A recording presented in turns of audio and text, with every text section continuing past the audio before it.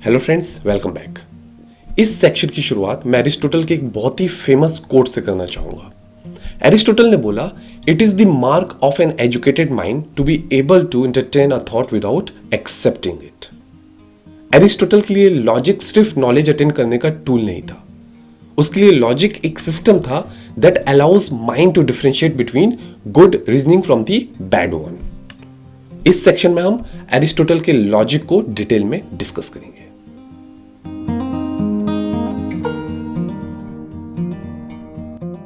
मैंने आपको पहले भी बताया कि एरिस्टोटल ने लॉजिक की फील्ड में काफी काम किया है। उसका जो वर्क था ऑर्गेनन, वो 20th सेंचुरी तक का लॉजिक की फील्ड में सबसे ज्यादा सिग्निफिकेंट और इंपॉर्टेंट वर्क माना जा सकता है। इस लेक्चर में हम एरिस्टोटेलियन लॉजिक को 3 सेक्शन में डिस्कस करेंगे: सिलोजिज्म, क्रिटिसिज्म ऑफ सिलोजिज्म और categories. Let's begin with the syllogism. Syllogism Aristotle का लॉजिक की फील्ड में सबसे बड़ा कंट्रीब्यूशन कहा जा सकता है। पहला क्वेश्चन ये आता है कि सिलोजिज्म होता क्या है। Syllogism is a kind of logical argument that applies deductive reasoning to arrive to a conclusion based on 2 और मोर प्रीमाइसेस। हमारे पास 2 या 2 से ज्यादा प्रीमाइसेस होते हैं और उनका यूज करके हम एक कंक्लूजन तक पहुंचते हैं। एजम्पशन यह है कि जो प्रीमाइसेस हैं वो हमेशा ट्रू होंगे। फॉर एग्जाम्पल, अगर मैं बोलूं ऑल मेन आर मॉर्टल, यहां मेरा एजम्पशन है कि ऑल मेन आर मॉर्टल ये एक ट्रू प्रीमाइस है, जबकि हम इसको वेरीफाई नहीं कर सकते। यही सिलोजिज्म की एक प्रॉब्लम है जो हम आगे जाके डिस्कस करेंगे। ऑल मेन आर मॉर्टल जो कि एक फाउंडेशन है कंक्लूजन का, वैलिड कंक्लूजन का, उसमें जो प्रीमाइस है वो खुद ही एक एजम्पशन है। हम ये तो वेरीफाई कर सकते हैं कि आज तक के सारे इंसान मॉर्टल हैं, जो 150 साल, 120 साल, 100 साल पुराने, और सारे अभी तक मर चुके हैं। लेकिन हम ये कैसे वेरीफाई करेंगे कि आने वाले जो जनरेशन होगी वो भी मॉर्टल होगी? फिजिकली हम तो रहेंगे नहीं वेरीफाई करने के लिए, तो हम ये कैसे वेरीफाई करें? ये बहुत बड़ा क्वेश्चन है। तो ये हमारा एजम्पशन है, क्योंकि पहले के कोई इमॉर्टल नहीं है तो आगे का भी कोई इमॉर्टल नहीं होगा। इन सिलोजिज्म एक मेजर टर्म होता है, एक माइनर टर्म होता है, और इन दोनों का यूज करके हम कंक्लूजन तक पहुंचते हैं। Okay, for example, all men are mortal, Socrates is a man, therefore Socrates is मॉर्टल।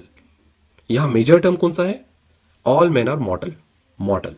Socrates is a man, यहां सोक्रेट जो है माइनर टर्म है, और जो मिडिल टर्म है वो मैन, जो दोनों में कॉमन है। और कंक्लूजन क्या है? Therefore Socrates is मॉर्टल। ओके, अब अभी क्वेश्चन ये आता है कि सिलोजिज्म में हम डिडक्टिव रीजनिंग का यूज करते हैं। इंडक्टिव रीजनिंग क्या होती है? इंडक्टिव रीजनिंग होती है जब आप 2 या 2 से ज्यादा इवेंट्स को एक पर्टिकुलर ऑर्डर में ऑब्जर्व करते हो मल्टीपल टाइम्स। तो जब नेक्स्ट टाइम एक इवेंट होता है तो उसके आने वाले इवेंट को आप इन्फर या इंड्यूस करते हो, उसे हम इंडक्टिव रीजनिंग बोलते हैं। ओके, प्रीमाइसेस डिडक्टिव रीजनिंग में बहुत बड़ा रोल प्ले करते हैं, और इसीलिए प्रीमाइसेस के बारे में सारी इंफॉर्मेशन होना बहुत ही इंपॉर्टेंट है। प्रीमाइसेस को अगर मैं बोलूं तो मेजरली प्रीमाइसेस के 2 फॉर्म होते हैं, यूनिवर्सल और पर्टिकुलर। अगर मैं यूनिवर्सल की बात करूं तो यूनिवर्सल में भी 2 फॉर्म्स हैं, यूनिवर्सल अफर्मेशन और यूनिवर्सल नेगेशन।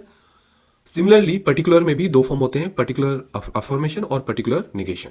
तो for example, all A are B ये यूनिवर्सल अफर्मेशन है, बिकॉज यह हम सारे ए की बात कर रहे हैं। Some A are B particular, क्योंकि यहां हम कुछ स्पेसिफिक ए की बात कर रहे हैं। जो मेजर टर्म है वो ए है, और उसमें हम कुछ पर्टिकुलर ए की बात कर रहे हैं। यूनिवर्सल नेगेशन में नो ए आर बी, यहां हम ए यूनिवर्सली हम उसको नेगेट कर रहे हैं। और सम ए आर नॉट बी, यहां अगेन ये पर्टिकुलर नेगेशन है, जहां हम जो मेजर इसका टर्म है ए, उसको नेगेट कर रहे हैं। ओके, अगर मैं सेम कंसेप्ट टेबुलर फॉर्म में कोड्स का यूज करके आपको समझाऊं, तो हमारे पास 4 कोड हैं, ए ई आई ओ। ए है वो यूनिवर्सल अफर्मेशन को रिप्रेजेंट करता है। ई है वो यूनिवर्सल नेगेशन को रिप्रेजेंट करता है। आई है वो पर्टिकुलर अफर्मेशन को रिप्रेजेंट करता है, और ओ है वो पर्टिकुलर नेगेशन को रिप्रेजेंट करता है। एस यहां सब्जेक्ट हो गया और पी यहां प्रेडिकेट हो गया। हमें एस और पी के रिलेशनशिप को डिफाइन करना है। ओके, तो अगर मैं बोलूं relationship between S and P is of A code और ए टाइप। ओके, तो एस ए पी, इसका मतलब क्या हुआ? ये यूनिवर्सल अफर्मेशन है और ये रिप्रेजेंट करेगा ऑल एस आर पी। इसका एग्जांपल अगर मैं बोलूं तो ऑल ह्यूमंस आर मॉर्टल। अगर रिलेशनशिप एस और पी के बीच में ई से रिफ्लेक्ट हो रहा है, तो ई है universal negation, which means no S are P. Okay, example इसका होगा नो ह्यूमंस आर परफेक्ट। अगर रिलेशनशिप आई से रिप्रेजेंट हो रहा है, एस आई पी, एस और पी के बीच का, तो आई रिप्रेजेंट करता है particular affirmation which means some S are P.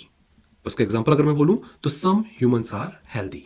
और जो लास्ट है वो ओ है, तो अगर रिलेशनशिप बिटवीन एस और पी जो है वो ओ से रिप्रेजेंट हो रहा है, एस ओ पी, उसका मतलब होता है, उसका मतलब होता है some S are not P. Okay, particular negation. Okay, तो इसका एग्जांपल होता है some humans are not clever. Understood? Moving on to the next topic, that is types of syllogism. तो मेनली 11 टाइप के सिलोजिज्म्स होते हैं, बट हम यहां अरिस्टोटल से जो रेलिवेंट है उन टाइप्स को डिस्कस करेंगे। पहला होता है उनमें से बारबरा। इसका जो फॉर्मेट है या फॉर्म है वो है ए। इसको मैं आपको बताता हूं। जो पहला ए है ये डिनोट करता है मेजर टर्म का कोड, जो दूसरा है वो डिनोट करता है माइनर टर्म का कोड, और जो तीसरा है वो डिनोट करता है कंक्लूजन का कोड। तो हमने जो लास्ट स्लाइड में देखा था, ए का क्या मतलब होता है? ए मतलब होता है यूनिवर्सल अफर्मेशन। ओके, ये इस पर्टिकुलर फॉर्म को ये रिप्रेजेंट करता है। ओके, तो अगर ए है तो ये पहला जो मेजर आर्गुमेंट होगा या प्रीमाइस होगा वो यूनिवर्सल अफर्मेटिव फॉर्म का होगा। सेकंड जो माइनर प्रीमाइस होगा वो भी यूनिवर्सल अफर्मेटिव फॉर्म का होगा, और जो कंक्लूजन होगा वो भी यूनिवर्सल अफर्मेटिव टाइप का होगा। तो इसका मैं एग्जांपल आपको देखूं तो ऑल ह्यूमंस आर मॉर्टल, ये मेजर टर्म हो गया। ऑल ग्रीक्स आर ह्यूमन, ये आपका माइनर टर्म हो गया। और कंक्लूजन क्या बोलता है? ऑल ग्रीक्स आर मॉर्टल, तो ये भी ए या यूनिवर्सल अफर्मेशन को रिप्रेजेंट करता है। ओके, तो ये हो गया आपका Barbara, A. Moving on to the next type which is Celarent. Okay, Celarent का जो फॉर्मेट है वो है ई ए ई। ई जो है वो क्या है? अगर आपको याद होगा, ई है यूनिवर्सल नेगेशन। ओके, जहां बोलते हैं no S is P. Okay, और जो ए है वो है यूनिवर्सल अफर्मेशन, जहां जिसका फॉर्मेट क्या होता है? All S are P. Okay, तो अगर मेजर टर्म ई कोड का है, ई कोड से रिप्रेजेंट हो रहा है, यूनिवर्सल नेगेशन है, माइनर टर्म यूनिवर्सल अफर्मेशन है, तो कंक्लूजन हमेशा यूनिवर्सल नेगेशन होगा। ये सैलरेंट टाइप का सिलोजिज्म बोलता है। ओके, अगर मैं एग्जांपल देखूं तो ये है, पहला जो मेजर टर्म है वो है no reptiles have fur, all snakes are reptiles, then conclusion would be no snakes have fur. Okay, so this is universal negation. Okay, the third one is deri. Okay, और इसका जो code है वो है ai. अगर आपको आई याद होगा तो आई है particular affirmation, some S are P. Okay, तो जो पहला मेजर टर्म है वो है यूनिवर्सल अफर्मेशन, जो माइनर टर्म है वो है पर्टिकुलर अफर्मेशन, तो जो कंक्लूजन होगा वो हमेशा पर्टिकुलर अफर्मेशन होगा, ए आई, डेरी आई। इस टाइप को हम बोलते हैं डेरी आई। ओके, तो इसका एग्जांपल अगर मैं बोलूं, all rabbits have fur, some pets are rabbits, some pets have fur. तो अगर आप देखोगे तो पहला ए है, दूसरा आई है, तो कंक्लूजन हमेशा आई होगा। ओके, लास्ट टाइप जो हम डिस्कस करेंगे इस सीरीज में वो है फेरियो। फेरियो का जो कोड है वो है EIO। तो अगर मेजर टर्म ई कोड को रिप्रेजेंट करता है, माइनर टर्म आई से रिप्रेजेंट होता है, तो कंक्लूजन हमेशा ओ से रिप्रेजेंट होगा। ओके, तो ई क्या होता है? ई होता है आपका यूनिवर्सल नेगेशन, राइट। आई जो होता है पर्टिकुलर अफर्मेशन, और ओ जो होता है वो होता है पर्टिकुलर नेगेशन। तो अगर मेजर यूनिवर्सल नेगेशन है, माइनर पर्टिकुलर अफर्मेशन है, तो जो कंक्लूजन होगा वो हमेशा पर्टिकुलर नेगेशन होगा। ओके, एग्जांपल देखें तो no homework is fun, some reading is homework, तो कंक्लूजन क्या है? Some reading is not fun. तो ये कौन सा फॉर्मेट फॉलो कर रहा है? O, which is some S are not P. Okay, now let's discuss the criticism of syllogism. Russell wrote in his book, any person in the present day who wishes to learn logic will be wasting his time if he reads Aristotle. Russell और modern era के जितने philosophers थे उनके पास reference के लिए काफ़ी सारी theories थी, साइंटिफिक थ्योरीज, मैथमेटिकल थ्योरम्स, और लॉजिक की फील्ड में भी काफ़ी इंप्रूवमेंट हो गया था। लेकिन जब एरिस्टोटल ने अपना लॉजिक पे काम पब्लिश किया, उस समय रिसोर्सेज बहुत लिमिटेड थे, और बेसिकली किसी ने कभी उसकी थ्योरी को काउंटर नहीं किया हो, एंशिएंट टाइम में भी और मिडिवल टाइम में भी। मिडिवल टाइम के जो फिलोसफर्स और लॉजिशियंस थे उन्होंने एरिस्टोटल के लॉजिक और सिलोजिज्म को एज एन अथॉरिटी माना कि वो जो बोल रहा है वो सही बोल रहा है। ओके, मॉडर्न जो फिलोसफर्स है, जैसे मैंने आपको बताया, उनके पास रिसोर्सेज और उनके पास जो रेफरेंस के लिए जो जो थ्योरीज थी वो काफी सारी थी, और उन्होंने ऐसा फील किया कि Aristotle syllogism can not solve all the problems that modern logic can solve. उनको लगता था कि एरिस्टोटल सिलोजिज्म है वो बहुत सिंपल है टू प्रूव एनीथिंग। ऐसा तो कोई एरिस्टोटल का 1-to-1 क्रिटिसिज्म नहीं हुआ सिलोजिज्म पे, ये जनरल क्रिटिसिज्म है जो मॉडर्न फिलोसफर्स या मॉडर्न एरा के जो स्कॉलर्स थे उन्होंने किया। Okay, let's move on to the next topic, that is the categories. Categories Aristotle का एक बहुत इंपॉर्टेंट वर्क का नाम भी है, और उसके बारे में सारे कंसेप्ट्स क्लियर होना बहुत जरूरी है। एरिस्टोटल ने दुनिया की सारी चीजों को 10 डिफरेंट बकेट्स में रखा है, चाहे वो काउंटेबल हो, नॉन काउंटेबल हो, परसीवेबल हो, नॉन परसीवेबल हो, रियल हो, अनरियल हो, सारी चीजों को जो भी ह्यूमन एप्रीहेंशन में आ सकती है उनको 10 कैटेगरीज में रखा है। उसने बोला कि कोई भी चीज इन 10 कैटेगरीज के बियॉन्ड नहीं हो सकती है। हर प्रपोजिशन में सब्जेक्ट और प्रेडिकेट दोनों होते हैं। Categories defines all possible things that can be subject और प्रेडिकेट। ओके, ये एक और वे है कैटेगरीज को एक्सप्लेन करने के लिए। As per Aristotle there are 10 different categories: substance, quantity, qualification, relative, where, when, being in a position, having, doing, and being affected. Let's discuss each one of them in detail. The first one is substance. Substance is something that cannot be predicated. जब हम किसी particular object के बारे में बात करते हैं, particular person के बारे में बात करते हैं, वो कभी भी किसी भी प्रपोजिशन में प्रेडिकेट का रोल नहीं प्ले कर सकते। फॉर एग्जाम्पल, अगर मैं बोलूं द चेयर हैज 4 legs, तो इसमें जो चेयर है it can never become the predicate of this preposition. Substance 2 type के हो सकते हैं, प्राइमरी सब्सटेंस और सेकेंडरी सब्सटेंस। सेकेंडरी सब्सटेंस सिर्फ प्राइमरी सब्सटेंस के लिए प्रेडिकेट का रोल प्ले कर सकते हैं। फॉर एग्जाम्पल, अगर मैं बोलूं सोक्रेट इज अ मैन, तो यहां जो मैन है वो एक सब्सटेंस है, बट इन दिस प्रपोजिशन वो सोक्रेट के लिए प्रेडिकेट का काम कर रहा है। सोक्रेट, इस प्रपोजिशन में जो सोक्रेट है वो है प्राइमरी सब्सटेंस। ओके, नेक्स्ट है हमारा quantity. Obviously the chair has 4 legs, इसमें जो 4 legs है ये क्वांटिटी को डिफाइन कर रहा है। ओके, ये क्वांटिटी के बकेट में जा रहा है। Moving on to the next one, that is the qualification. Category जो है वो है qualification. It defines the quality of the object, the nature of the object.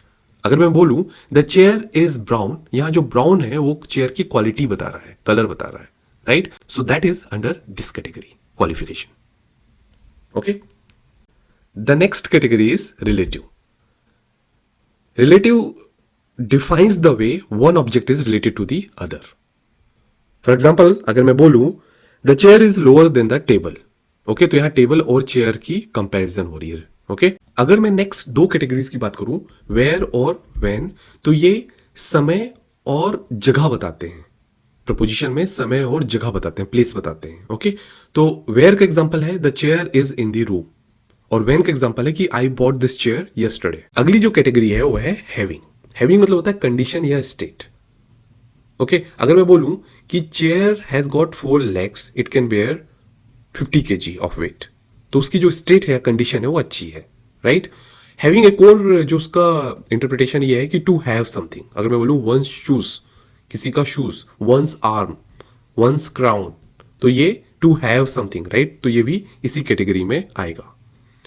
The second last one is doing. Doing means action, in action.